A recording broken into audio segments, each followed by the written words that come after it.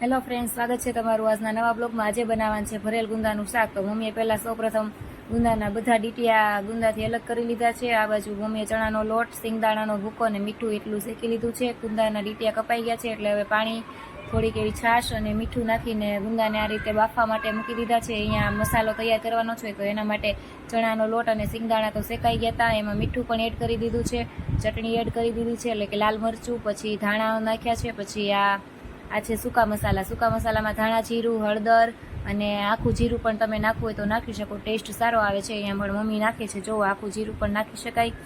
પછી સ્વાદ અનુસાર આપણે મીઠું, તમે શેકવામાં ન નાખ્યું હોય તો સ્વાદ અનુસાર મીઠું પણ નાખી દેવાનું। પછી થોડો ગળાશવાળો મસાલો કરીએ તો મજા આવે એટલે એના માટે આપણે અહીંયા ગોળ એડ કરવાનો છે, તો અહીંયા થોડોક મમ્મીએ ગોળ નાખી દીધો છે અને પછી મસાલાને સારી રીતે મિક્સ કરવા માટે એમાં 1 પાવડા જેટલું મમ્મીએ તેલ નાખી દીધું છે। પછી આ રીતે હાથથી મસાલાને સરસ રીતે મસળી લેવાનો છે એટલે કે મિક્સ કરી દેવાનો છે। જો આ રીતના મસાલો થઈ જાય ત્યાં સુધી આપણે મિક્સ કરતા રહેવાનું છે। પછી મસાલો મિક્સ થઈ જાય ત્યાં સુધીમાં આપણા ગુંદા જોઈ લઈએ ચડી ગયા છે કે નહીં। અહીંયા એકદમ સોફ્ટ ગુંદા થઈ જાય ત્યાં સુધી ગુંદાને બાફાવા દેવાના છે। તો થોડી છાશ નાખશો એટલે ગુંદામાંથી થોડી ચીકાશ ઓછી થશે મિત્રો, એટલે મમ્મી અહીંયા થોડી છાશ નાખી હતી। પછી ગુંદાને એક ભાતિયામાં આ રીતના બફાઈ ગયા છે એટલે કાઢી લીધા છે અને હવે ગુંદામાંથી કાઢવાના છે એના ઠળિયા। તો આ રીતના બફાઈ ગયેલા ગુંદા હોય એમાં ચાકુની મદદથી તમે ઠળિયા આ રીતના કાઢી લેવાના। જ્યારે બાફા મૂકી ત્યારે જ વચ્ચેથી કટ લગાવી દેવાની ગુંદામાં। આપણે કેમ રીંગણામાં મસાલો ભરીએ તો કટ કરીએ છીએ મસાલો ભરવા માટે, એ રીતના ગુંદામાં પણ તમારે બાફા મૂકી પહેલાં જ કાચા ગુંદામાં આ રીતના કટ લગાવી દેવાના છે। પછી એમાંથી ઇઝીલી એમાંથી આ રીતના ઠળિયા તમે કાઢી શકશો। પછી ઠળિયા નીકળી ગયા છે ને હવે એમાં ભરવાનો છે મમ્મીએ બનાવેલો મસાલો। તો હું અહીંયા એક ગુંદામાં આ રીતના મસાલો ભરતી જાઉં છું, તમે જોઈ શકો છો સ્ક્રીન પર। જો આ રીતના એક ગુંદામાં આપણે મસાલો બધો ભરી દેવાનો છે। હવે ગુંદામાં બધો મસાલો ભરી દીધો છે અને થોડો મસાલો હજી બચાવીને રાખ્યો છે કેમ કે વઘારમાં આપણે મસાલો થોડો નાખશું તો સ્વાદ સારો આવે।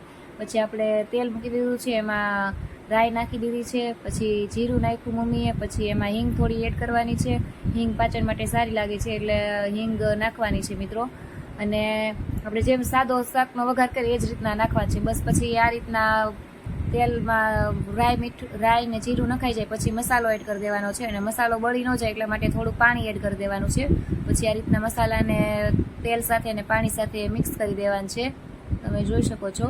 પછી થોડો એવો ઉકળે એટલે એમાં ગુંદા એડ કરી દેવાના છે, જે આપણે મસાલાથી ભરા છે એ ગુંદા આ રીતના એડ કરી દેવાના છે। હું તમને બતાવું છું હમણાં। જો મમ્મી અહીંયા મસાલામાં આ રીતના ગુંદા પણ નાખી દીધા છે। બહુ મસ્ત શાક બને છે મિત્રો, એકવારથી જરૂર આ રેસીપી તમે ઘરે ટ્રાય કરજો। અને ગુંદાની સિઝન આવે ત્યારે તમે ગુંદાનું આસણું તો ખાતા જ હશો, પણ આ રીતના શાક પણ એકવાર જરૂર બનાવજો, બહુ ટેસ્ટી શાક બને છે। હવે આપણે મળીએ આપણા આવતા બ્લોગમાં। અને જો તમે મારી ચેનલને સબસ્ક્રાઈબ ન કરી હોય તો મિત્રો મારી ચેનલને સબસ્ક્રાઈબ કરી દેજો, વિડીયો લાઇક કરજો। આવજો।